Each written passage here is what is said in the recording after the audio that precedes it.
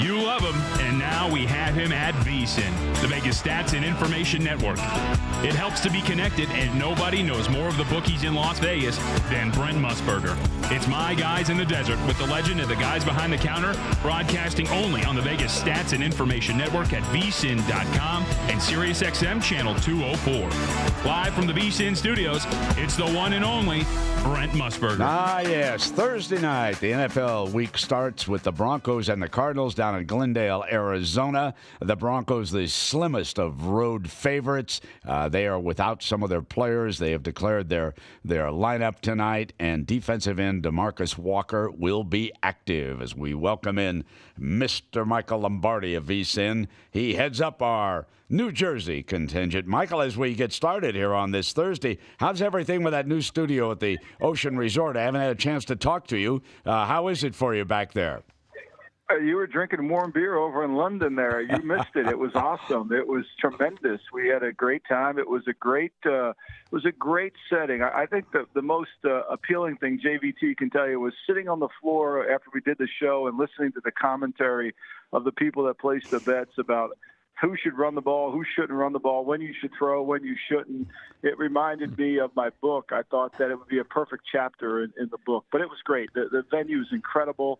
The fans are passionate. And when Ryan Tannehill was declared out for the game, the book got really busy. The line to place bets was huge. Yeah, Brock Osweiler was an automatic bet against, and how did that work out? Michael, listen, that would be a great additional chapter to the next version of Football Genius because you're getting an education in just how smart these gamblers really are. I mean, they can tell you this is how you win football games. You know what I mean, my good friend? There's no doubt, Brett. It was the best. My wife and I looked at each other and like, wow, this is perfect. I could only imagine if Al Davis could be alive to hear some of this commentary. It would be brilliant. But look, they were passionate about it. Every time, and there was a lot of great games. That's what made it so much fun there. It was so many good 1:00 games then, and they were coming down to the wire.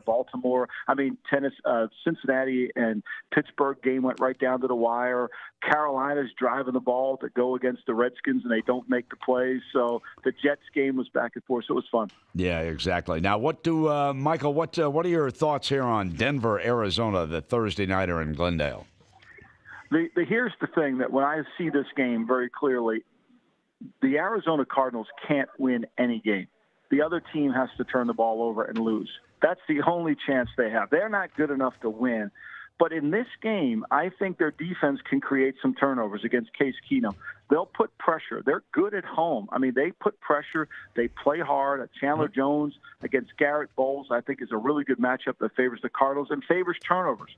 Case Keenum makes big plays. They couldn't run the ball against the Rams last week, which is why they couldn't really win.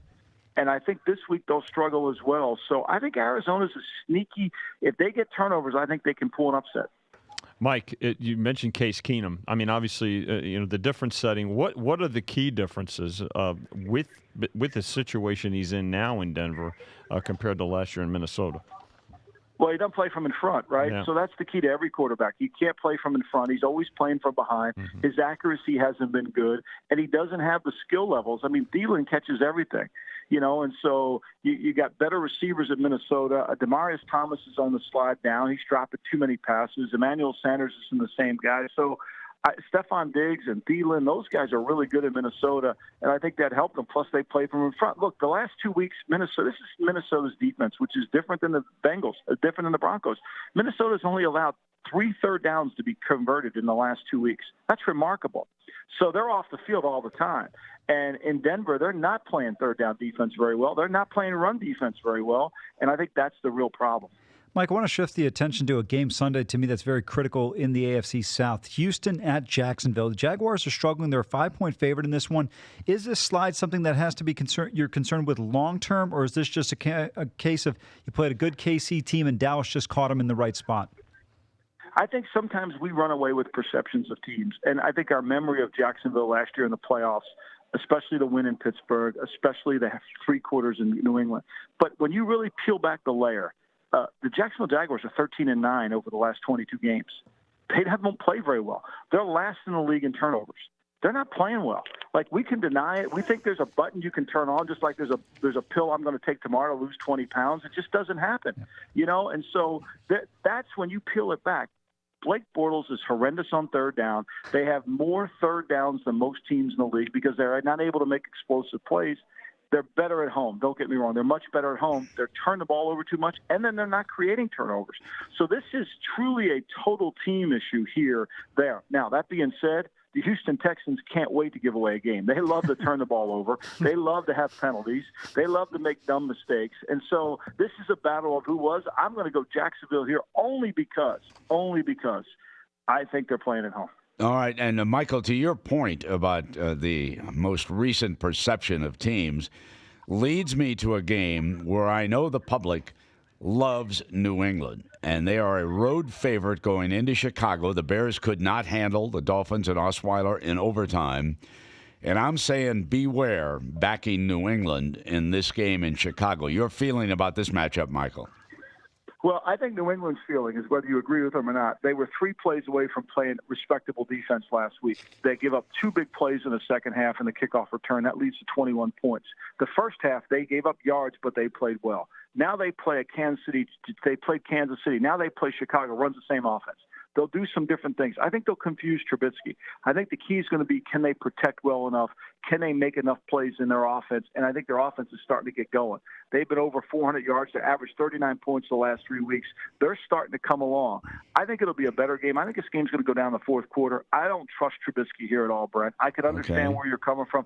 I don't trust him. I don't trust him to read the disguise. It got Mahomes last week a little bit. I think they're going to build on some of that. And I think that's where it's going to be a problem.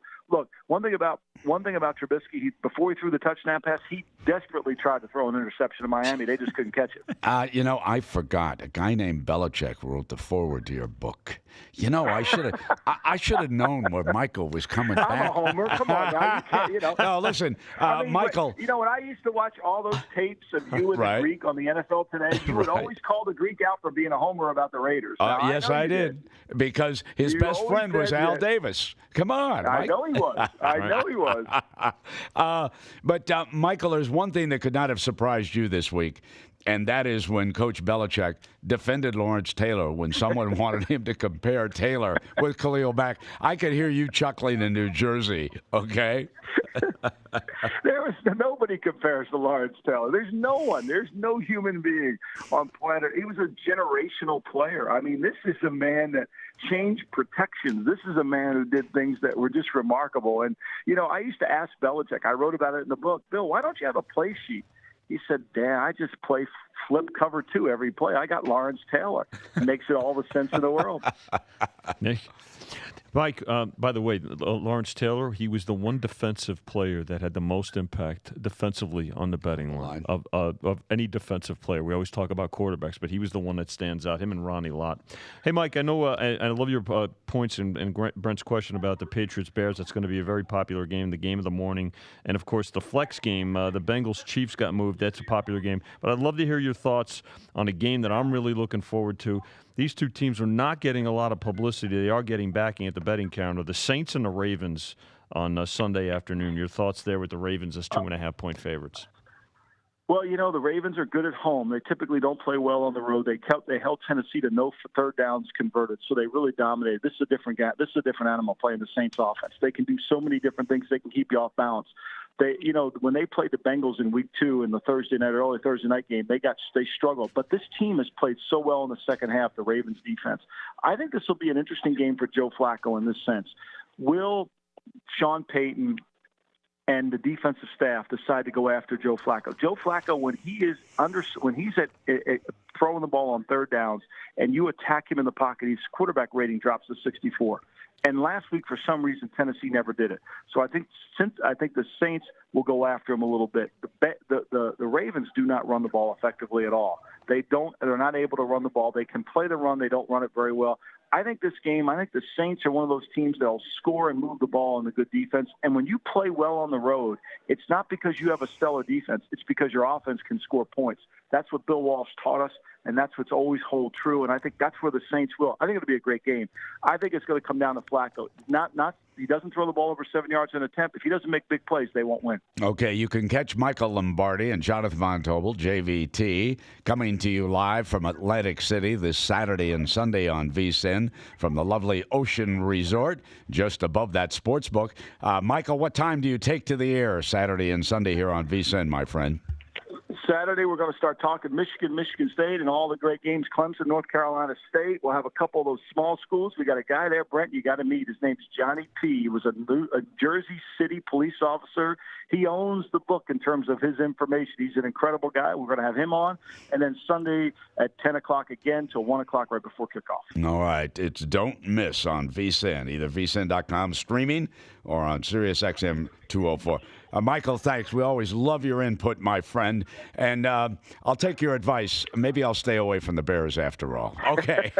Michael Lombardi. I'm going to play the Greek role on that one there for you. My friend. There you go. All right. Back live, vsin.com. And we've got a special guest coming up, Mr. James Harris. He's chased a few quarterbacks in his past. vsin.com, SiriusXM 204. It's My Guys in the Desert with Brent Musburger, only on the Vegas Stats and Information Network. Keep up to date with everything in the world of sports gaming by going online at VSiN.com.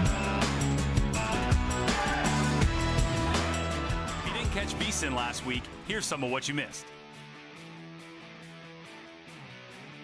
When it came to Ole Miss and Mississippi State, they said, listen, people are going to bet them anyway, so why don't we go ahead and book the bets? And that is the most intelligent answer. I mean, I don't know what New Jersey's thinking of not booking Rutgers. I mean, if anybody wants to go against Rutgers, is more likely the case, they can still get a bet down. You're correct. You have to applaud how they've allowed the people to come in, make the wagers. They know what people want to bet on, and they've really given us the flexibility to offer wagers, you know, that the other, like you said, like Atlantic City not being able to take wagers on Jersey teams. It has sent a message to the rest of the roster that it's probably more important to be a good talker than a great fighter. And I've never felt that was a good thing. I thought it started with Chael Sonnen when he got a completely undeserved title shot against John Jones at 205, when he hadn't won a fight at 205 in 8 years. I think it has become that on steroids with Conor McGregor. And in no universe does he deserve a rematch, let alone a rematch for a title. Don't be locked into the construct of ATS, of pre-flop bets, if you will. All kinds of ways to bet, and hopefully you will find the vehicle at different times that works for you. Takes time. That's the other thing, man. And I say this just about like media that covers sports gambling. You can't know sports betting in a week. You can't know it in a month. You're going to take some lumps here or there. You're going to have some things that happen. You can't know it in a year. Like, it has to be in your DNA. You have to live this for years and years and years before you really know the nuances of this. Yeah, I think there's a good case they made here for Texas Tech. First of all, TCU is a home favorite here in Fort Worth lately. Not too good value, 2-11-1, last 14 in that role. I'm not sure TCU is much better, if any better, than Texas Tech. And I'm not sure if Alan Bowman, the freshman quarterback, can't go, and it looks like he probably won't tonight. But Texas Tech might not be better off with the backup Jet Duffy, who actually came in there against West Virginia and rallied the Red Raiders 2 weeks ago in their last game. Now back to Sin City and My Guys in the Desert with the legend Brent Musburger, live on the Vegas Stats and Information Network, SiriusXM Channel 204, and VSiN.com. Well, the book crowd gathering, big baseball game tonight in the American League. Houston trying to stay alive. And Amal and Vinny, it's always great when we are joined by a former player. Welcome to James Harris, a former NFL defensive lineman, played for the Vikings, the St. Louis, and then, of course, the Raiders, Oakland. So, James, I know that you know Josh Towers, our baseball expert, former major leaguer here at VSiN. And how are you, my friend? I'm doing good, man. I'm enjoying it. Listening to you guys, it's interesting. You live here in Las Vegas now? Yeah, I live right here in Vegas. I've been here about 7 years now. 7 years. What led you to live here, James? Why did you make a decision to reside in the great state, the Silver State, Nevada? The weather. I had to get out the snow. Did you grow up in Philly before you went to Temple? I grew up in East St. Louis. East St. Louis. Okay. Illinois. I know East St. Louis well. Yes, sir. Oh, man, there have been some great athletes. There was a linebacker at Illinois. Dana Howard. That's it, Dana Howard. He was a tackling machine in Champaign. Did you grow up with Dana? Yeah, Dana and my brother grew up together. Oh, yeah. The Spinks brothers were out of that area. Yeah. Okay. Me and Brian Cox grew up together. Oh, yeah, big man. Wow. Yeah. I did a piece once on Leon Spinks because I covered the fight with Muhammad Ali. Mm-hmm. I have to say, there's some tough neighborhoods in East St. Louis, you know? Yeah. I was on high alert when I heard that gunfire in the background. You know what I'm saying? Hey, it was normal to me. I mean, you grew up there, and that's just normal. I mean, you know the difference between gunfire and fireworks. Yes, you do. I grew up in Montana. So I know the same thing. So, James, I know you like to take an occasional chance on an NFL game, and you follow the NFL closely. If I said to you, James, give me your pick to play in the Super Bowl, I know it's early, who would you give me right now? I would say New Orleans Saints versus the Los Angeles Chargers. Wow. How about that, Amal, huh? Well, listen, I think it's a great call because I said the Saints before the season, so I think he's brilliant with that call. But, to his point, you look at the way the Saints are playing offensively. They've upgraded the defense over the last couple of years. Lattimore is questionable this week with a concussion, but I like this team from a big picture standpoint, and I think they're one of those teams that offensively can challenge the Rams. Yeah, I wanted to ask about the Rams. Why the Saints over the Rams? The Rams has a flaw. What? And the flaw is that they're allowing too many points to be scored on a great defense. And now they're finding themselves in a shootout every weekend. Mm-hmm. Even the game against Denver last week, it shouldn't have been close, but it ended up being close. Mm-hmm. Why? It's a flaw somewhere. We just haven't figured it out. And if you get into a shootout with Drew Brees down there, as good as the quarterback is in Los Angeles, I don't think he can duel Drew.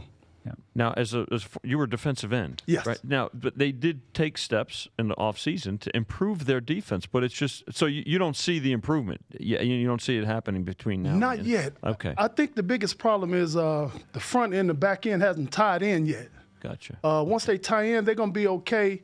But if they tie in, because they're losing a lot of time with Talib sitting out, so they're not getting a chance to get together. To James's point, this was my hesitation with the Rams coming into this season. They traded for Ndamukong Suh, but they got rid of their best edge rusher in Robert Quinn.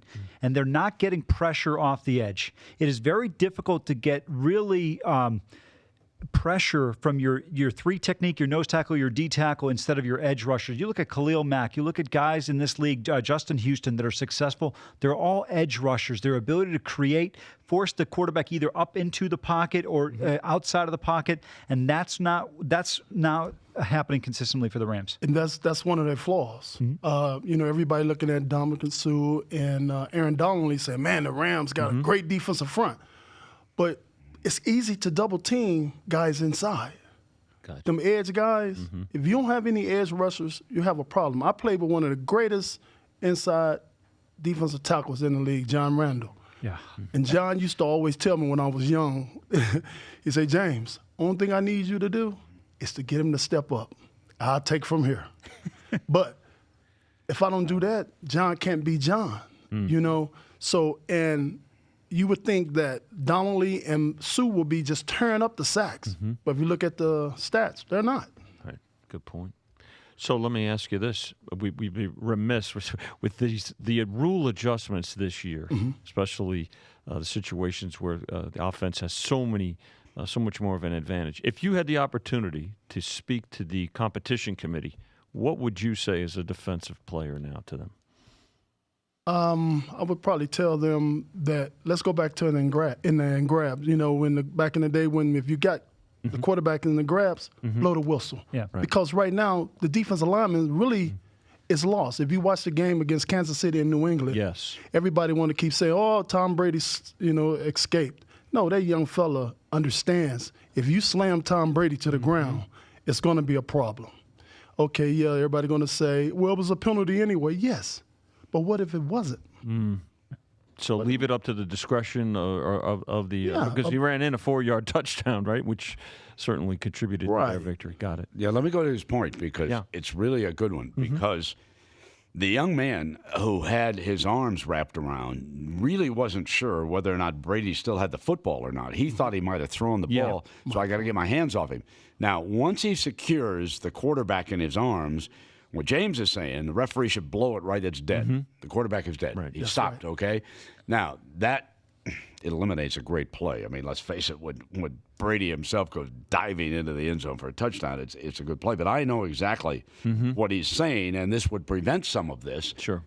When Matthews wraps up the quarterback like he did, blow the whistle. Just blow it dead.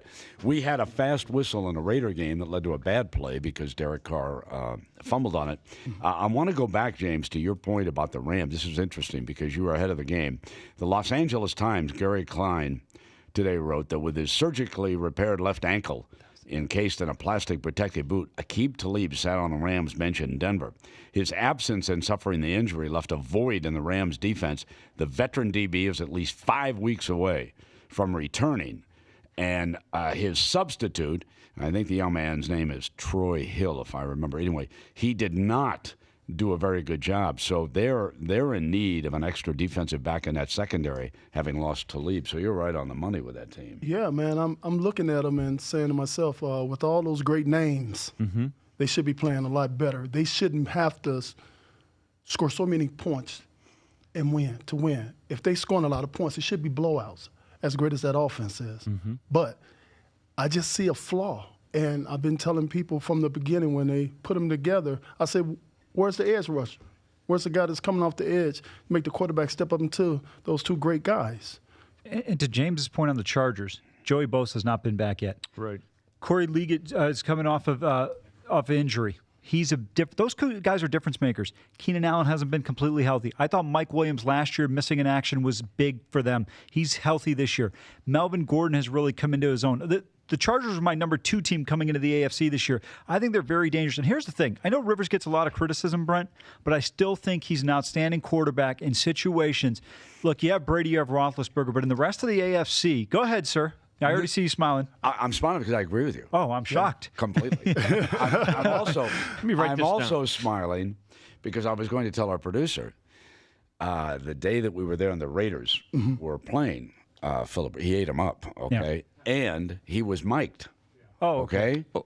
And I've got to get Brian Rogers to get this clip. He comes up, Philip Rivers comes up to the line of scrimmage, okay? And he looks at the defense and goes, "Nice defense, huh?" He says that. And then he steps up behind the offense. Now, can you imagine in your day if a quarterback did this? "Nice defense, huh?" Well, Virgil, run the seam. Run the seam. Hut goes back, and they start. You guys would have killed him. You would have buried him on the next play. I mean, he had gone down. It wouldn't have mattered how. Can you imagine a quarterback? And that's what Philip Rivers said. "Nice defense, huh?" Ooh. Wow. Back in the day, we'd have took a shot on him. There it is. No doubt about it. Oh, he was going to get it. Ball in hand or gone. He was going to get it. It's one of the great sound bites of a quarterback. And I have to tell you, Amal, and James knows this, because if you can get a quarterback sitting there about 3.5 seconds before he releases, you can get to him. Philip was getting rid of the ball in 2.5 seconds, okay? And that made it really tough on anybody trying to reach him. The one thing I respect about him is he's tough. He stands in the pocket. Yeah. You know, Brady stands in the pocket. To me, what really separates great quarterbacks from average quarterbacks, I think, look, Rodgers, Brady, Breeze, their accuracy is off the charts. But there's a small line or a fine line that separates that level to the next level. And the biggest thing is, James, you can attest to this better than anybody, is ability to stand in there, take the shot to the ribs when you're waiting for that crossing route to come open the extra yard, or at least the extra step for him to get a little bit of separation. If you can do that instead of going down, you know, listen, Brent, I know he's your guy, and I'm not trying to be critical of him, but Eli Manning goes down with a 5-mile-an-hour wind gust. James, please elaborate. Help me out here. Your son's reaction. You're not being critical. Eli Manning suddenly became, he's a friend of mine. I like him. Yeah, but listen. He's having a trouble. Why is he my man? Well, everybody else is your guy. I got to be cautious here. I'm proceeding with caution here. Roll damn tie. Come on now. I thought he was done 3 years ago. Thank you. Myself. The defense restaurant. I really did. And, he's royalty, so they're going to hold on to him. But, as you were saying about guys that hold the ball and take the shot, one of the greatest guys I used to watch do that is Drew Bledsoe. If you trying to bring Drew Bledsoe down back in the day was the hardest thing in the world. I remember John Turling used to get this big heavy bag, and he said, "This is Drew Bledsoe," and we will have to hit it. And hitting Drew was like hitting a wall, and that's the same way with Phillip. Phillip stands in there. He's gonna stand there and take it because he's gonna take that last shot. Come on, man. This guy played with a torn ACL. And came out there and put on the best performance he could. Mm-hmm. So I think he's tough, and I think it's his turn. And when Joey Bosa get back, watch out, because now Ingram going to be able to be turned loose. Ain't going to be no double team. Corey is going to be ready, and the Chargers going to take off because New England and Kansas City, they're going to whoop on each other. Outside of that, who's left in the AFC? And what happened to Jacksonville, James? Jacksonville was it was one of them fantasies, They was a defensive team that everything lined up at the right time. Mm-hmm. And now we are seeing who they really are. They're not as great as we thought they were. The quarterback, No, he can't convert third downs enough to and he, as Dennis Green said, he is what he said he is.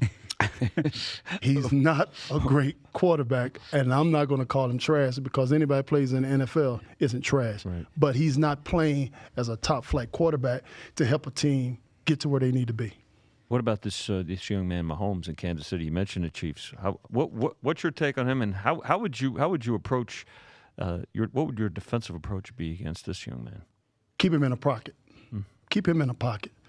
He's the most dangerous quarterback outside the pocket right now in the NFL because, see, people don't understand. Guys that play baseball, they know how to twerk their bodies and throw it. If you watch Russell Wilson, any guy that plays baseball and then they come in the NFL and be a quarterback, if you watch the way they throw the ball, even go back to Jay Cutler. Cutler was a baseball player. Right. That's why he can throw the ball from weird angles. Aaron Rodgers throw the ball from weird angles. They just wasn't quarterbacks. They was good baseball players before they became quarterbacks.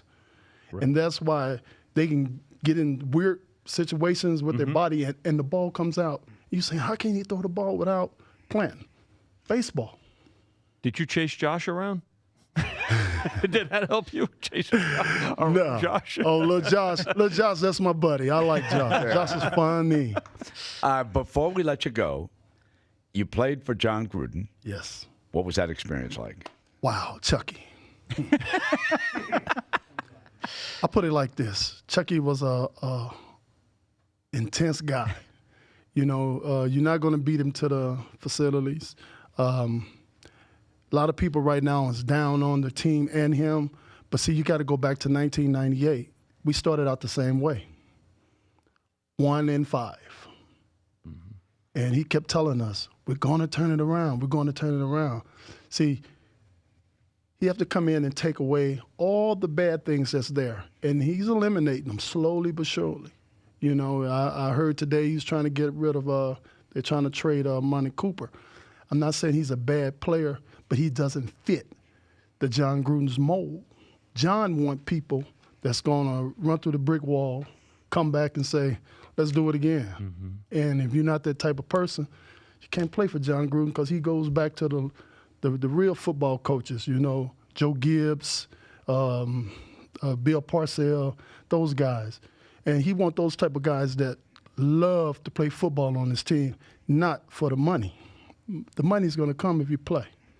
So that's what John is looking for. People that want to play football, then get the money. Not get the money and say, I'm playing football. Got it.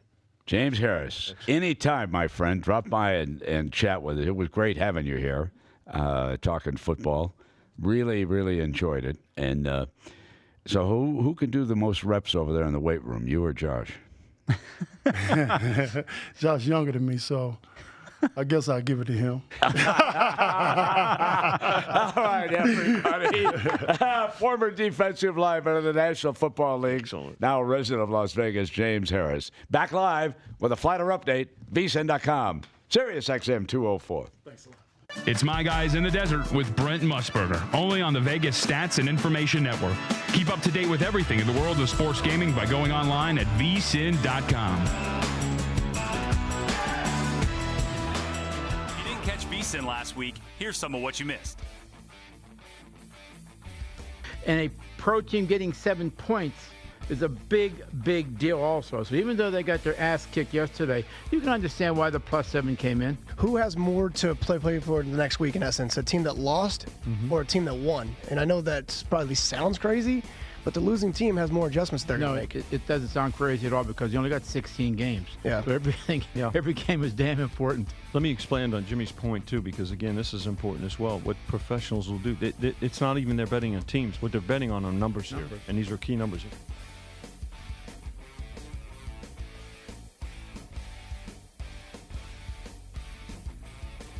But what you're going to have in the next 10 years, this is going to be the gambling, you've always had the mecca of gambling in Vegas. But in the next 10 years, America is going to be the place for gambling. Forget what we've had in the UK. Forget what we've had. We've had the peak of our time 5 years ago. And we've really sort of milked the cow too much. This is where it's going to happen. In the next 5 years in America, America's going to be the biggest place.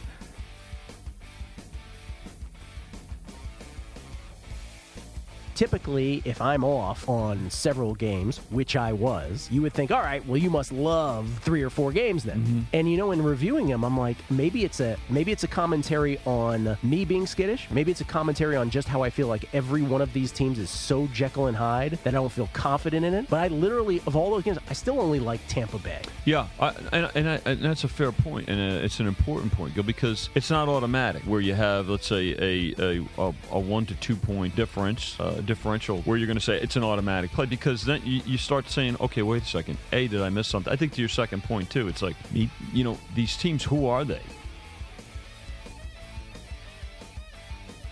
I don't think that Beckham is doing the Giants any favors.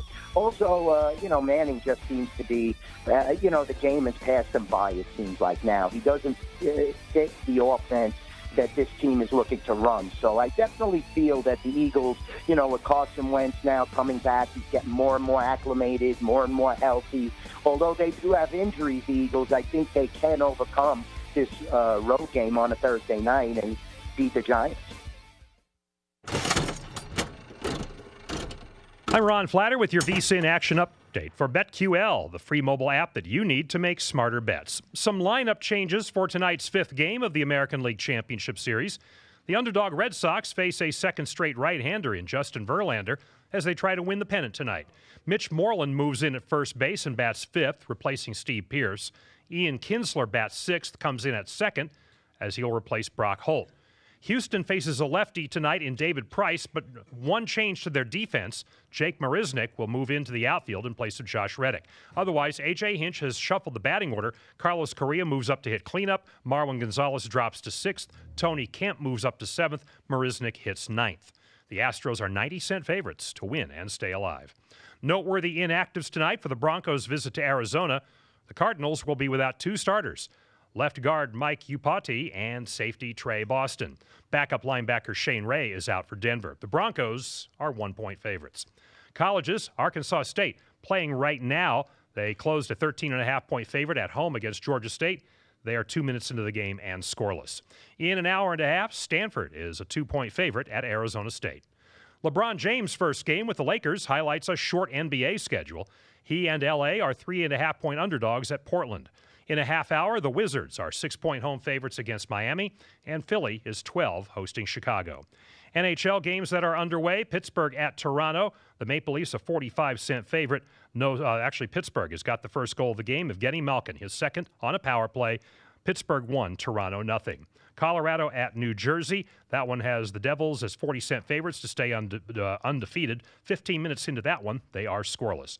Philadelphia at Columbus. Travis Konechny has his first goal of the season. The underdog Flyers closing at 30 cents as an underdog, are leading Columbus 1-0 late in the first.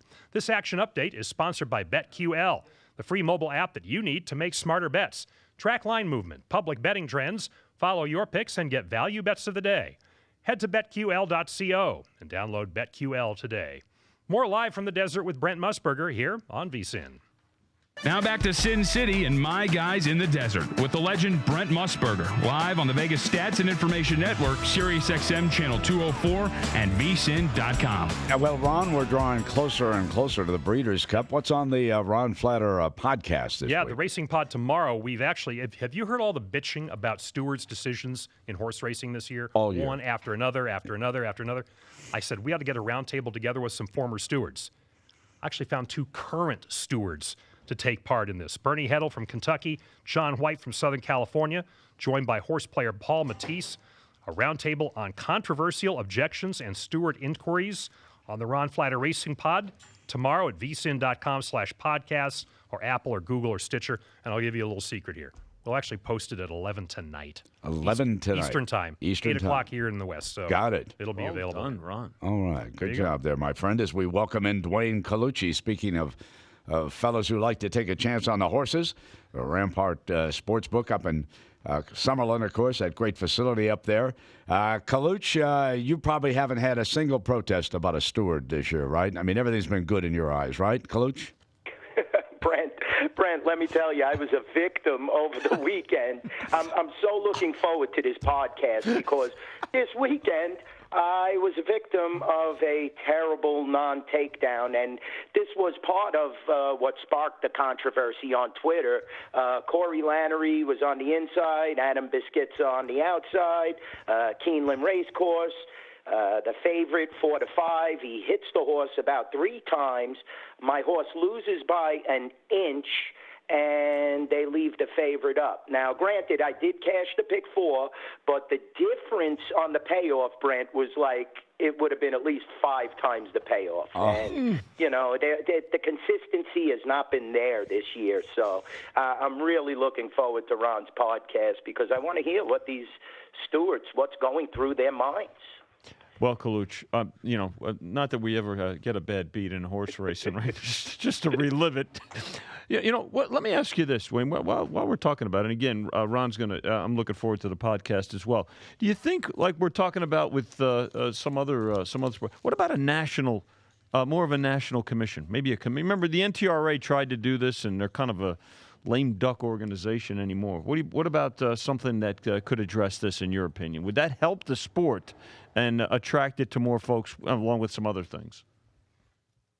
Well, yeah, definitely, Vin. I think if it was more consistent and we had across-the-board takeouts, same takeouts on certain pick 4s, pick 6s across the board, yes. And I believe that also stewards should be handled in the same manner where there is a board which makes this decision. You send the replay there. Obviously, you have from different states, different representatives, and maybe one straight across-the-line board would be the answer to this because, the drop-off in consistency from the MYRA to the Southern Cal stewards to the Kentucky stewards, everybody has a different outlook, and California has different rules. Well, if it didn't cost a placing, the MYRA, you're allowed to herd. It's very strange, how they don't have an across-the-board governing body on all takeouts and even steward decisions.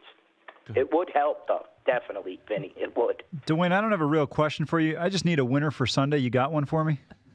Amal, I'm trying. I mean, the phoniest game on the board, Amal, is definitely this New England Patriot-Chicago Bear game. The game is just coming down. There is no rhyme or reason to it. Patriots seem fully healthy now, coming off the biggest victory of the season against the seemingly unbeatable Kansas City Chiefs, and we're looking at 2.5 now.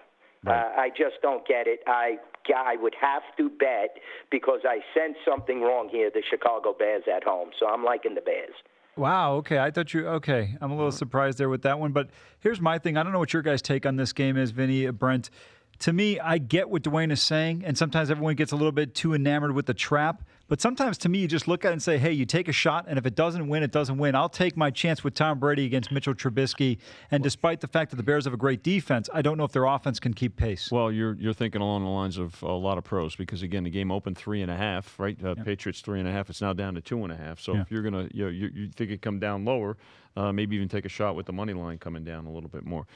Duane, what about tonight? I mean, there's no question that as the house, we need the Broncos. This game opened 2.5 and is sitting at 1 right now, with the Cardinals getting the majority of the play so far. You have an opinion on tonight's game? By the total creeping up as well to 42.5 now.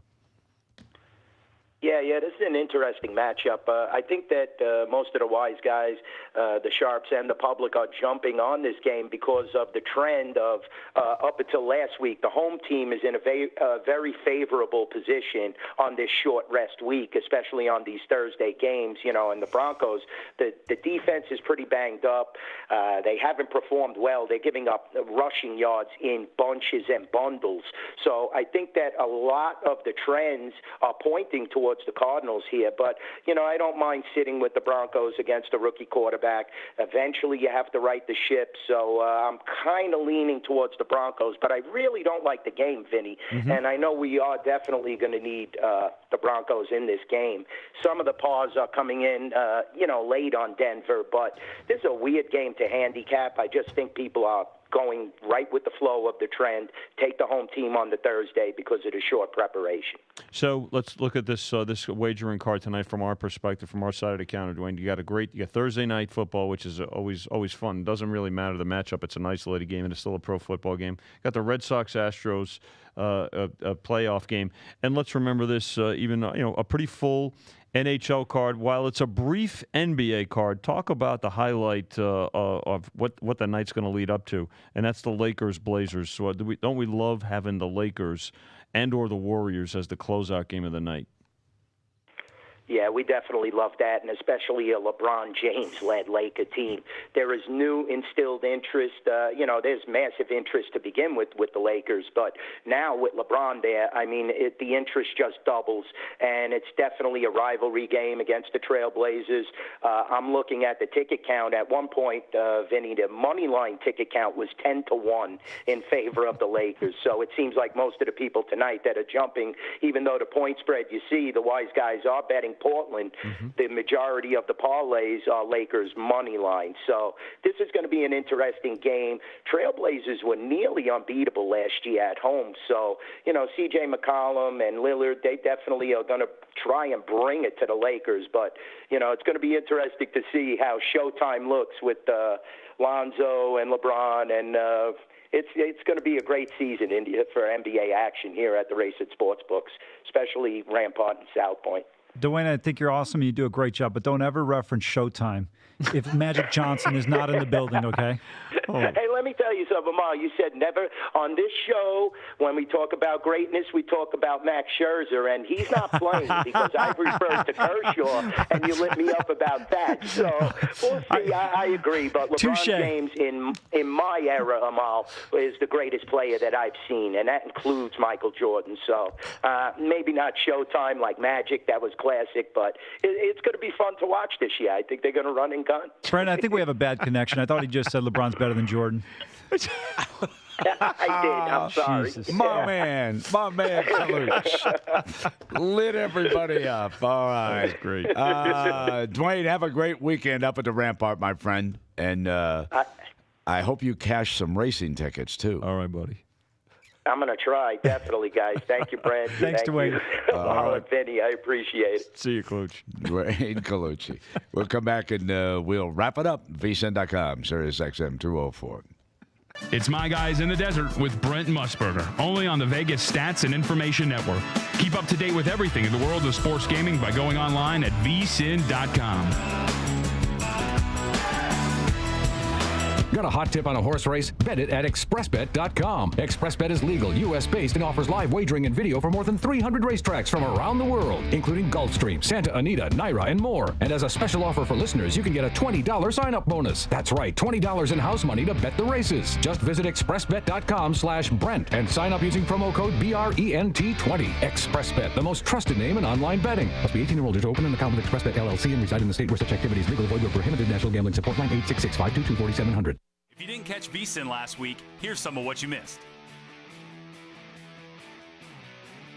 When it came to Ole Miss and Mississippi State, they said, listen, people are going to bet them anyway, so why don't we go ahead and book the bets? And that is the most intelligent answer. I mean, I don't know what New Jersey's thinking of not booking Rutgers. I mean, if anybody wants to go against Rutgers, is more likely the case, they can still get a bet down. You're correct. You have to applaud how they've allowed the people to come in, make the wagers. They know what people want to bet on, and they've really given us the flexibility to offer wagers. You know, that the other, like you said, like Atlantic City not being able to take wagers on Jersey teams. It has sent a message to the rest of the roster that it's probably more important to be a good talker than a great fighter. And I've never felt that was a good thing. I thought it started with Chael Sonnen when he got a completely undeserved title shot against John Jones at 205, when he hadn't won a fight at 205 in 8 years. I think it has become that on steroids with Conor McGregor. And in no universe does he deserve a rematch, let alone a rematch for a title.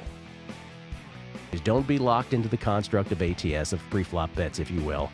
All kinds of ways to bet, and hopefully you will find the vehicle at different times that works for you.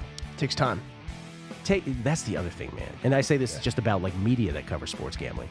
You can't know sports betting in a week.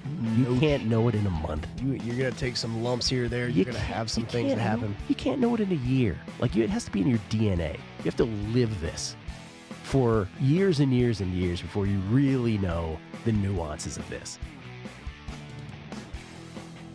Yeah, I think there's a good case they made here for Texas Tech. First of all, TCU is a home favorite here in Fort Worth lately. Not too good value, 2-11-1, last 14 in that role. I'm not sure TCU is much better, if any better, than Texas Tech. And I'm not sure if Alan Bowman, the freshman quarterback, can't go, and it looks like he probably won't tonight. The Texas Tech might not be better off with the backup Jet Duffy, who actually came in there against West Virginia and rallied the Red Raiders 2 weeks ago in their last game. Now back to Sin City and My Guys in the Desert with the legend Brent Musburger, live on the Vegas Stats and Information Network, SiriusXM Channel 204, and VSiN.com. All right, it's Let's Find a Winner time here on VSiN, just like we did yesterday with the Phoenix Suns. The National Hockey League, the Penguins have taken the lead on the Maple Leafs 1-0 at the end of the first period. So, Amal, I'm going to let you pick what you best play of the night. I know that you like the Boston Red Sox, or at least you talked about it earlier, but what's ahead of us this evening, where would you head? Your best bet of the night. I like the Arizona State-Stanford game under 58, might be 57.5, depending on where you're looking. This is a game that could potentially open up, but the way Stanford plays, and Mike Palm alluded to this earlier as well, this is a team that's conservative. They're going to look to run the football, and I think we'll see some of that here today. Now, they can get big chunks in terms of the passing game, because I think KJ Costello has been outstanding, but I still think this total is a little bit high for a Stanford game. So on the road, as we look at what Stanford has done, they've averaged better than 27 points a game. Mm-hmm. They're 1-1 on the road. At home, Arizona State averaging 39 points a game, and that's why we've got a fairly high total. But obviously, they step up in class tonight. What's interesting here, and I might encourage you to take also a look at Arizona State, 3-0 in Tempe, and they've covered all three spreads. 39-14.7 the final score. Obviously, they're stepping up in class tonight against Stanford, but they have been good at home. so far under their new coaching administration here, Vinny. Yeah, and I will say this, Brent. They're a little banged up, although both of these players I'm going to name, quarterback Wilkins and their wide receiver and Keel Harry, they're both probable. They are a little bit banged up, but they are a different team at home. There's no question about it. So keep an eye on those two players as well. Bryce Love is definitely going to go tonight as well for Stanford. Now, I would take Houston, but the problem is, as Amal pointed out at the top of the show, you've got to lay a big price on Verlander. Yeah. Mm-hmm. And if should he slip on the banana peel tonight, it's gone to almost to minus 200. Yep, it's up to $1.90. Brent, remember we talked about it. It was all Astros money early. You try to, not necessarily have to move it on such a high number, right? But unfortunately, or fortunately, depends on your perspective. No surprise here. Astro money's been showing all day now, $1.90. Wow. And Amal, I know you liked that plus 175. Yeah, I think Boston at this price is a value just simply because of the way the offense is playing. I know David Price has had his struggles in the postseason, but I think he's got an opportunity to bounce back. Here's the thing. It's not like he's a player who has not had success at the big league level. I mean, tremendous success. And so I think this is an opportunity kind of for him to shake things off and really rebound here. For me, Brent, it's going to be key to see how David Price starts out in the first inning. Yeah. When you weren't here yesterday, Vinny, I suggested to John Murray that taking a shot on Arizona because you could buy them so low. But I just can't go there. They're at home. They're 0-3. Straight up, okay? They have covered a couple of those spreads, but here's a team, Michael Lombardi pointed it out, they can't score. I mean, they've only averaged 12.3 points a game at home. I mean, that's just dreadful. Dreadful. Now, maybe they can get a running attack going because the Broncos have been very bad against the run. Amal and Vinny, I see this as a stay away. What about you guys? Well, Brent, I mean, if you're going to play this game, honestly, the play is really on the Broncos because it's a play against the move. I mean, the game opened 2.5, and it's on the. There's actually picks out there in some spots, and you say, why is that? Well, look, here's the thing: the Cardinals don't score points. The Broncos haven't been exactly lighting up the scoreboard either. But who can score more? What's going to come down to in this game, Brent, is who can run the ball. But the other part of it is this: you're betting against a move, and sometimes that's actually the best strategy over the course of a season. Brent, this one might be your teaser special here. You tease Denver to +5. Actually, you can actually go to +6 because it's -1. Yeah, I'm sorry, it's -1. And if it gets down to a pick 'em, you're going to get a full touchdown. And you tease it up to 49.5. This Arizona offense, as you alluded to, 32nd in total yardage, 32nd in terms of running the ball, 31st in terms of pass. So this is not exactly a prolific offense. I think defensively they've been decent at times. Both teams, though, have a problem stopping the run. And I think if Denver can run the ball effectively, they'll have a chance to win because I'm just not confident in Josh Rosen. Listen, he's a guy who could develop into a good player, but right now they don't have the weapons or the offensive consistency. I think the most fun bet of the night would be the Lakers on the money line up in Portland. +45. I just think you've got LeBron making – listen, no basketball player since the days of Michael Jordan. We're not going to get into that silly argument. You can't make money betting that. But nobody's been any grander on the stage than LeBron James. And this is his first game as a Laker. Money line +145. Vinny, I just think you would have a great time watching this game from beginning to end. I think it's going to be very tight, very close. I know Amal thinks. Well, Amal, you said earlier I should take the 3.5. Yeah, I think this is, to your point, I think this is going to be one of those one-possession games, and if you've got the ball late, you're going to feel a little bit more comfortable. If you're up or down 1 point, I think that can be very critical in this one. Well, Brian, if you think the game is going to be close, which it figures to be, that's a fair statement, especially now with the new look Lakers. If you think it's going to be close, and to Amal's point, so let's say you put up, you take the 3.5, all right, and then you take about 25% of your bet and put it on the money line. Not 50% of your bet. No, I wouldn't. No, not. You take 75% of it. 25, 30% of and play the money line. Amal? Well, I think a lot of times, and I think Vinny brings up an excellent point. For me, a lot of times it's predicated upon the situation, how confident you are on that particular team. In this one, I think, Brent, this is going to be a tough game. I'm not sure who's going to win. I agree with you. Yeah. I mean, we really don't know. Yeah. That's the great unknown here. Absolutely. Now, there's some games where you sit there and you look at it and you go, wow, I am extremely confident, regardless of the line, that this team is going to win. And you say, forget it, and you just take your shot with the money line in certain situations. Yeah. Mm-hmm. So, but typically pros, Brent, if it's a close spread, and this is a close spread, it's a couple of baskets, or 1.5 baskets. They're going to look at it and say, you know what, I'm going to take about 25-30% and take a shot at winning it outright. Yeah. Well, as far as folks watching, obviously football draws a larger overall audience, but I think there's going to be a big tune-in factor to see LeBron James in a Laker uniform tonight. Brent, if this football game is boring and it's not close, I will tell you now that will allow you know the television better, better than me. So I think you're right. I think it'll draw. All right. Well, I hope you're able to cash some tickets out there. That's what it's all about. Okay. Have a great evening, everybody. My Guys in the Desert tomorrow, 3:00 Pacific time. So long. It's My Guys in the Desert with Brent Musburger, only on the Vegas Stats and Information Network. Keep up to date with everything in the world of sports gaming by going online at VSiN.com.